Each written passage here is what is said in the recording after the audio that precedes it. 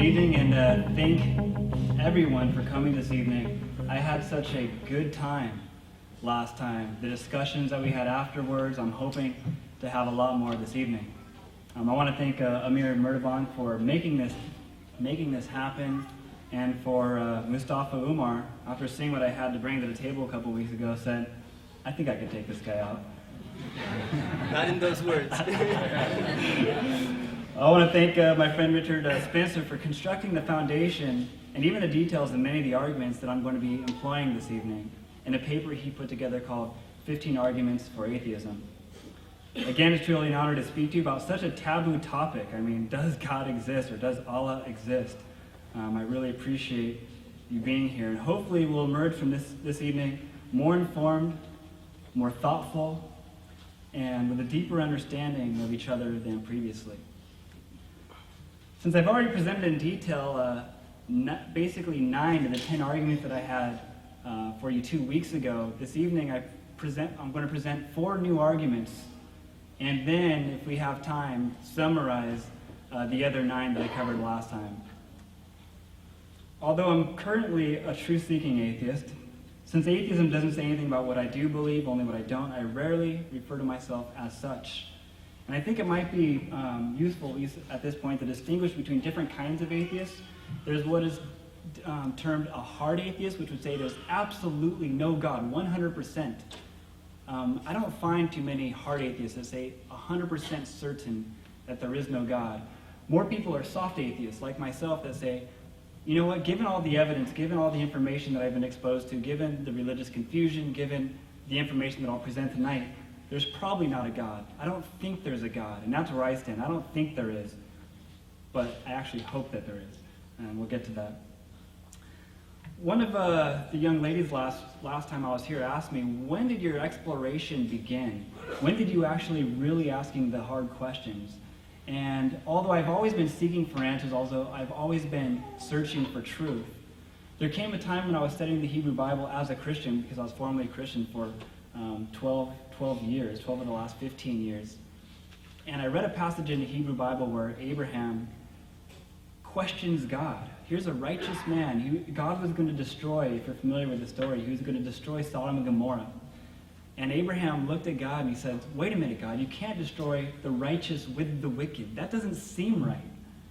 I thought, wow, here's a man that's willing to actually call God out on something that he believed God was doing wrong. He didn't just have the view that whatever God does, God's wise, so whatever he's doing, it makes, I'm just going to trust that it's good. He actually said, he says, will not the just judge of all the earth do what is right? And I thought, wow, here's a man that was questioning God's goodness. And then they have this dialogue where Abraham says, if there's 40 righteous people in the city, will you spare the city? And he says, I will. If there's 30 righteous people in the city, will you spare it? I will. If there's 10, I will. And that was very instructive to me, and it changed my approach to God. Whereas at one point, it was about subservience and about obedience and about, just whatever God says, I'm going to accept it, and I'm going to believe it, and I'm going to teach it. It took me out of that posture, and I said, if I'm going to be more like Abraham, I got to be very authentic. And if something doesn't seem right to me, I'm going to say, God, that doesn't seem right. And as I was reading my holy text, it was the Hebrew Bible and the New Testament, I came across a lot of problems, a lot of issues that I thought, this doesn't seem right. Something does not seem right here.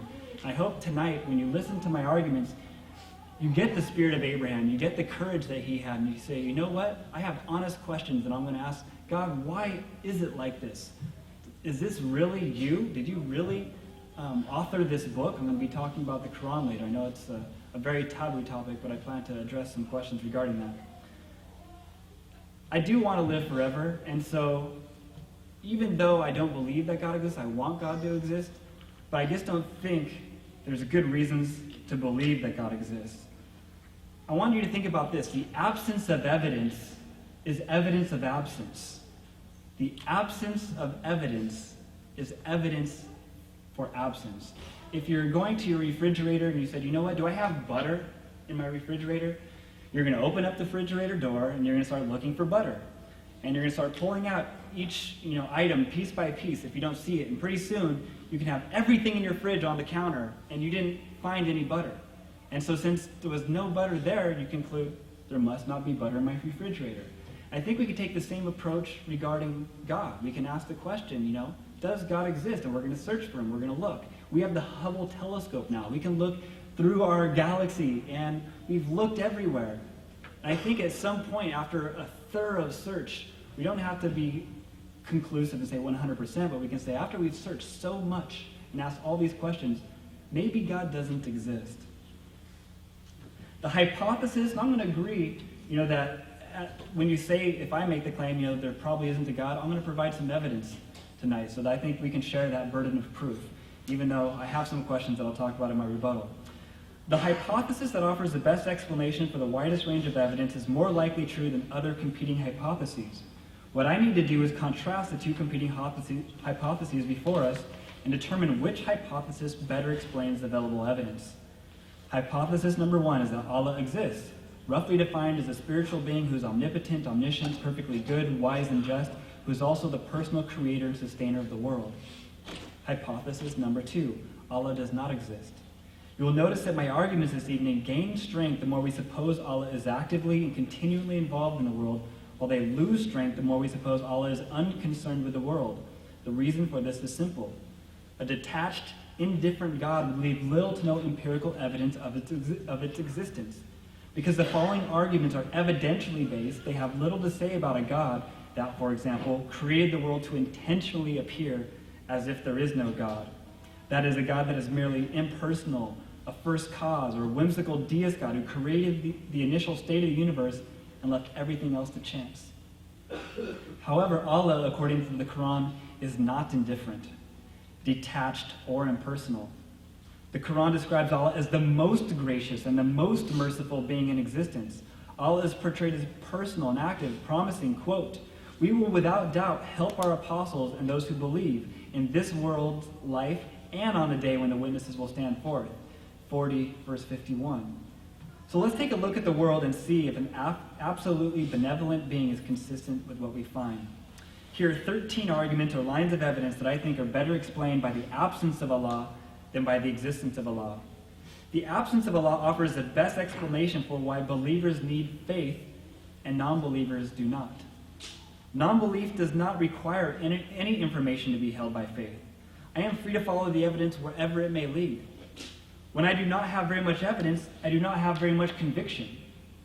Where there are mysteries and things we cannot understand or may never know, I simply say, I don't know. Many Muslims, along with most religionists on the other hand, often have beliefs and faith in things that exceed the evidence they can provide. Moreover, Muslims and other religionists often feel the need to safeguard themselves against non-belief, feeling the need to nurture and foster faith. They do this by surrounding themselves with, mostly if not exclusively, with other believers, attending mosque or church regularly, engrossing themselves in religious literature, worshiping God, praying constantly, fasting, even burning secular music, which I, by the way, have done twice in my life. It is as if they have to constantly convince themselves of something they find hard to believe. The danger of slipping into doubt is often immensely threatening to the believer, or imminently threatening to the believer, because the world almost screams at us that there is no God governing the cruel realities we experience. Since many Muslims claim that faith is a necessary component for belief in Allah, then evidence and reason must necessarily be insufficient for holding belief in Allah. In other words, if there were great reasons and overwhelming evidence that Allah exists, why would we need faith at all? Some might claim that faith is unnecessary, but there is no straightforward, powerful argument for God's existence. All the classical theistic arguments are little more than fossils preserved in philosophy classes to see not if they fail, but how they fail. Furthermore, the vast majority of modern arguments for God's existence are entertained among experts today are downright complex and beyond the intellectual grasp of the average person, including myself. Is Allah merely trying to reach the intellectual elite? It seems unfair to curse the world's population to hell because one had to be an astrophysicist to make sense of it all. I conclude, since many non-believers desire God to exist, but cannot find good reason to believe, even when they try, sometimes for their entire life, and many believe believers have a notoriously difficult time preserving belief and resorting to nurturing faith, we have a compelling reason to suppose that non-belief is more reasonable since it does not require faith. Again, the absence of a law offers the best explanation for why believers need faith and non-believers do not. The absence of a law offers the best explanation for the physical dependence of minds on the brain. It is commonly assumed by those who believe in God that somehow connected to the body is an immaterial soul. The immaterial soul is often credited with our higher mental capacities, the ability to make free choices, think rationally, and even continue living after the death of our body. In short, we identify the soul as the source of our mind. Is there good evidence that such an immaterial soul exists? Unfortunately, there is not. Soul survival hypotheses are based on weak, questionable, contradictory, and maybe most importantly, culturally conditioned anecdotal evidence. Why is it that when Christians have near-death experiences, they see Jesus, Catholics encounter the Virgin Mary, Jews see dollar signs, New Agers see the light in the tunnel, and Hindus and Buddhists recall past lives? Why don't we have Buddhists that meet Allah at death? Why don't we have Muslims that become Buddhists because they realized they were on the brink of becoming extinguished in a Buddhist nirvana? Why don't we have a unified version of what happens? Something isn't right here. It appears that these experiences are internal, not external.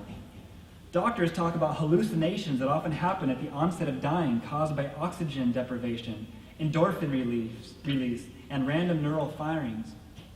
Modern science demonstrates dependence of consciousness on the brain, verifying that the mind must die with the body. In other words, you need a brain to think, to have thoughts, experience awareness or consciousness. Humans, as do all animals, need eyes to see, ears to hear, a mouth to taste, and a nose to smell. Without these things, we do not have the capacity to experience anything. These are our senses. No senses, no sensations.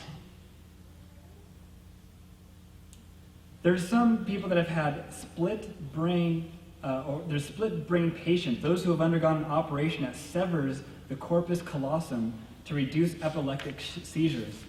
This results in two mental systems, each with independent mental attributes. One patient complained that sometimes when he went to embrace his wife, his left hand pushes her away.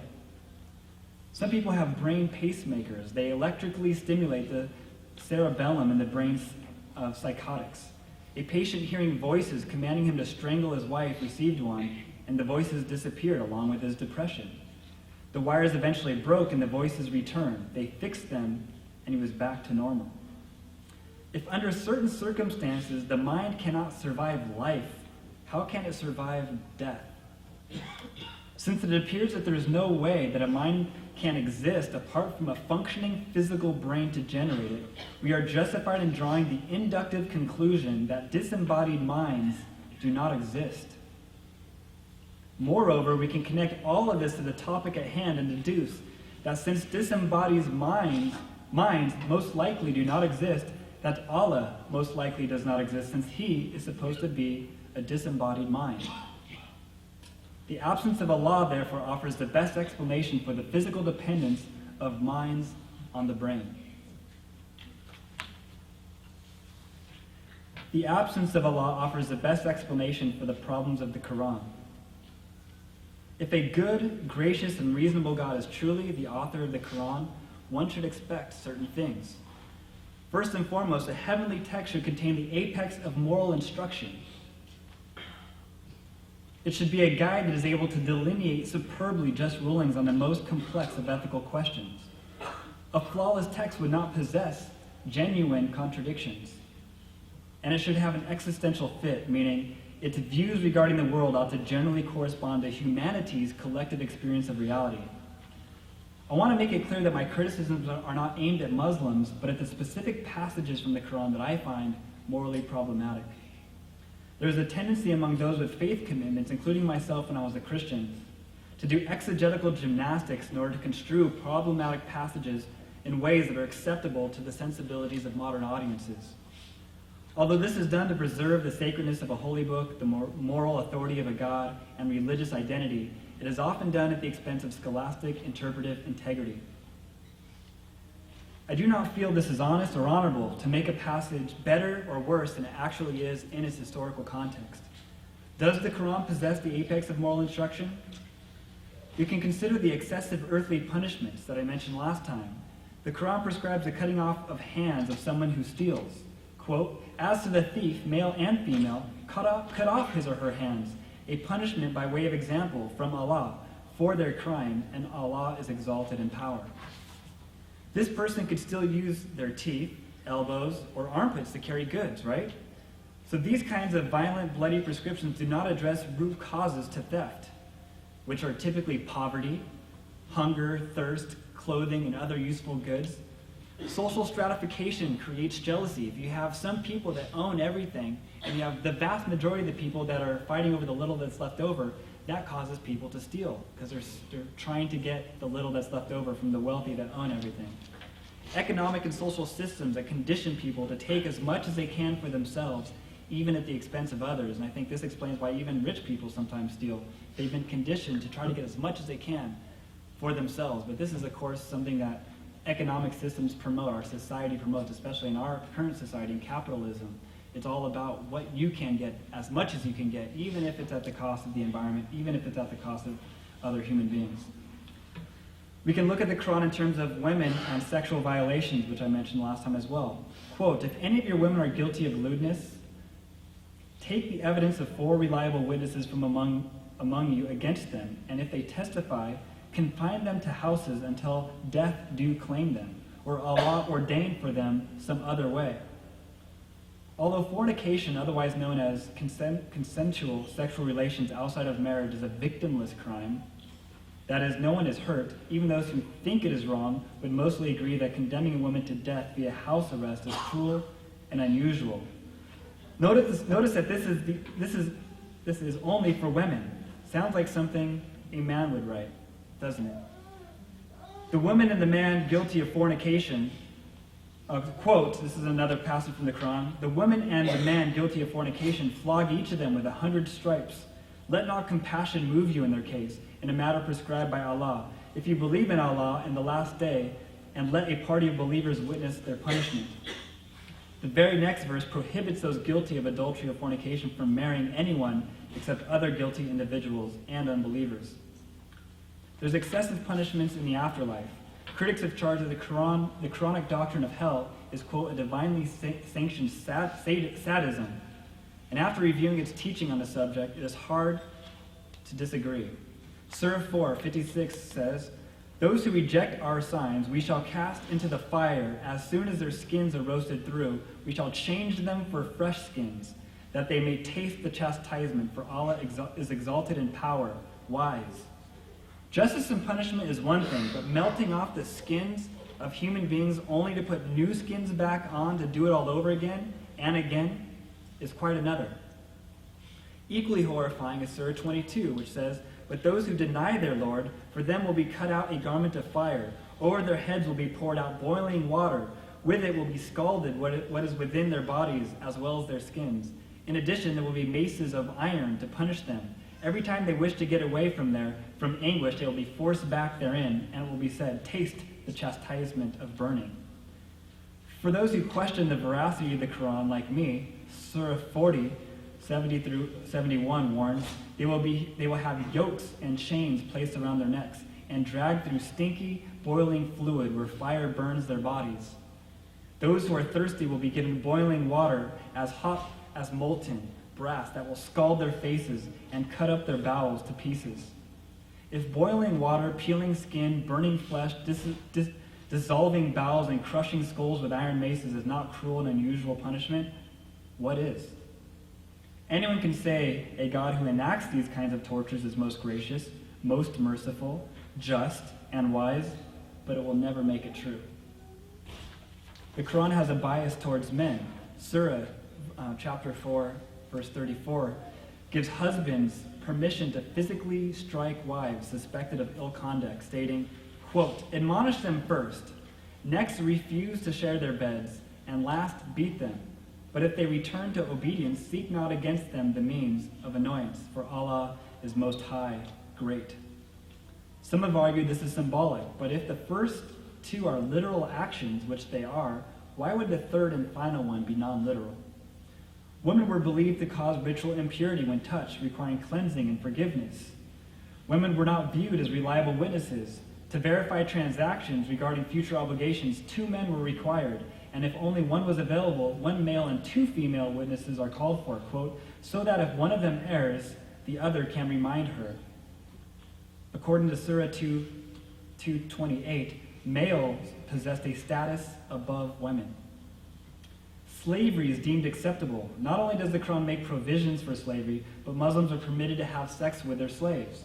The men are told to guard chastity, quote, except with their wives and the captives whom the right hand possesses.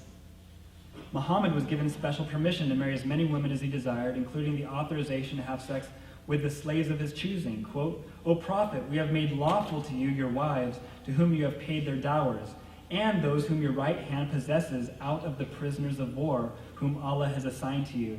That's chapter 33, verse 50. Instead of condemning the practice outright like the voices of the abolitionists, this dehumanizing practice is sanctioned and regulated. If there was a good and reasonable God, slavery would not be acceptable under any circumstances. Does the Quran possess genuine contradictions? Determinism and responsibility. According to the Quran, everything is predetermined. I remember watching a boxing match, and one of the boxers was a Muslim, and after the match, he got pummeled and he lost, and he said, it couldn't have happened any other way. This is what God wanted. It was in his plan. It was his decree. And I was really surprised by that. But when I read the Quran, Surah chapter 9, verse 51 states, say nothing will happen to us except what Allah has decreed for us. He is our protector, and on Allah let the believers put their trust. Surah 57:22 says, no misfortune can happen on earth or in your souls, but is recorded in a decree before we bring it into existence. This is truly easy for Allah. The implications are clear. Every Muslim who has ever been raped, molested, pillaged, or killed during the Crusades, burned during the Inquisitions, died of disease, starved to death, drowned during a tsunami, psychologically or emotionally abused in any way at any time was precisely what God wanted. It is not that God is merely allowing them to take place, but he wrote them down in a decree prior to them ever coming about. But then on the other hand, the Quran says that God tests his people. But why would God test his creations in real time if God already knows, in fact, has planned what they will choose beforehand? This sounds silly, even a bit sadistic, given the extent of pain and suffering in the world. If the end results are scripted beforehand, can trials generally be called tests? To deem something as an authentic test, does it not necessitate an open outcome? But then humans are held responsible. At the last day, during judgment, everyone will be held accountable, according to Surah 99, 6-8. These two claims, God's absolute control of every historical event and human responsibility, can only be stated, not reconciled. This is a genuine contradiction. Another one is the creation story. Surah 57, verse 37 states, he who created the heavens and earth in 6 days, and then he firmly established himself on the throne of authority. But in Surah 41, God creates the earth in 2 days, sets the earth's mountains and sustenance in 4 days, and finally completed the 7 heavens in 2. Adding them all together, this account appears to teach an 8-day creation. Apologists will call these apparent contradictions and conjure ingenious explanations. However, on the scale of probability, we ought not vie for the least probable explanation that is typically which is typically a forced explanation by those who feel the need to defend the Quran, but the most probable account given. Unfortunately, the eyes of faith often neutralize logic, reason, and evidence. Does the Quran have an existential fit? That is, does it fit our experiences? Does what it conveys about God line up with the experience of both believers and non-believers? The Quran promises help, as the verse I quoted earlier. We will, without a doubt, help our apostles and those who believe, both in this life and on the day when the witnesses will stand forth. However, there is no clear, observable, noticeable difference between the success, failure, or hardships of Muslims and of any other religious or non-religious people group. Muslims die of cancer, AIDS, heart disease, and car crashes in a way that is indistinguishable from every other religious or non-religious tradition. They suffer from Alzheimer's and economic peril all the same. Muslims, like other people, win some wars and lose others. Many Muslims, along with other religious and non-religious people in the world today, suffer the heavy hand of Western hegemony. Again, religious history shows no unmistakable signs of guidance, protection, or help. The absence of Allah offers the best explanation for poor designs and the flaws of evolution. 99% of every species that has ever existed is now out of existence. Think about that. 99.9% of every species that have ever existed is now out of existence. What kind of designer would design something where 99% of every species that has existed would go out of existence? Considering that statistic, is it really conceivable that evolution is being directed by an intelligent or competent or personal agent? Is it really conceivable, as Christopher Hitchens says, that heaven sat idly by as our species came onto the scene roughly 98,000 years ago, and then watched us struggle, suffer, children mostly dying during childbirth, others living about 25 years, dealing with famine, bitterness, war, misery, and only 3,500 years ago think, that's enough of that, it's time to intervene. And the best way to do this would be by more death, requiring animal sacrifice, and giving private messages through angels somewhere in the less developed parts of the Middle East? It's unspeakable. Evolution possesses poor design. Hundreds of animals die at birth. They don't even get a chance at life. They die at birth. Some species eat their own young. Fish, for example, eat their own young. Some fish eat their own young. Spontaneous natural abortions are numerous and widespread. We call them miscarriages. 1 out of 10 women throughout history without the aid of modern medicine have died during childbirth. The large human brain needing a larger skull to house it, combined with too narrow a birth canal, is the culprit for many mothers dying during childbirth. 2/3 of women in Malawi today die during and soon after birth. There is no more room for our wisdom teeth. Why is that? As Dr. Mark Myers of Chaffey College mentioned during a debate last year, when humans stood up, it was like standing up the Golden Gate Bridge, and we bear the pain and soreness in our backs today. And why can't we produce vitamin C like other animals? Nearly all mammalian species have this ability. The absence of Allah offers the best explanation for the physical forces that cause natural disasters. We can talk about earthquakes, floods, avalanches, blizzards, cyclones, droughts, famine, heat waves, storms, tornadoes, tsunamis, volcanoes, and even lakes kill people through something called limnic eruptions. Putting it all together, just since the first century, well over 180 million have died of natural disasters. Remember, we can't blame human free will for natural disasters. Why do they happen? Why are they there? We know that they don't need to exist because in your own tradition you believe in a place called paradise where there's not going to be volcanoes and tornadoes and tsunamis killing hundreds of thousands of people. So it's possible. So why do we have to live in a world? And those things are not our fault. Surely if Allah exists, the death and devastation caused by natural disasters is absolutely baffling. But if he does not exist, such natural disasters are no less tragic, but at least we can explain them. They're the products of mindless forces like plate tectonics, tropical weather systems, operating in a universe blind and indifferent to our struggle for survival. Thus, the pitiless forces that produce natural disasters are strong evidence for the absence of Allah and against the existence of Allah. The absence of Allah offers the best explanation for tumors, genetic disorders, mutations, diseases, illnesses, and infections. Consider people with 50-pound tumors growing out of their faces, or people who are dying and have died of AIDS, tuberculosis, bubonic plague, influenza, malaria, measles, smallpox. There's over 1,060 million deaths from these things. We haven't even touched on the millions that die from lower respiratory infections, tetanus, meningitis, syphilis, yellow fever, the typhoid fever. The absence of Allah offers the best explanation for the presence of excessive, unjustified, and gratuitous pain and suffering in the world. I'm not talking about the pain we can learn from, like when you touch a hot stove and you can learn something, or when you get a root canal and you have to, it's painful, but it's for a better cause. There is no way that a God who, according to a saying of Muhammad, is more merciful to his creatures than a mother to her child, would allow needless anguish like the intolerable pain felt by most people suffering from terminal advanced cancer. If Allah exists and gratuitous pain and suffering cannot, there must be some ultimate justification, but he hasn't shared it with us. In contrast, if Allah does not exist, we have an explanation. The sensation of pain evolved naturally as our body's way of warning us when something's wrong. But since evolution isn't a thoughtful and considerate process, it never figured out a way to turn the pain off when there was no more need of warning. Thus, the absence of Allah is compatible with unjustifiable pain and suffering, and because unjustifiable pain and suffering exist, the existence of a gratuitous suffering in the world is evidence for the absence of Allah and against the existence of Allah. I'm going to conclude now and maybe mention some of my other arguments. Well, you've already heard them, so you can go refer back to the first debate. But I'm just going to conclude.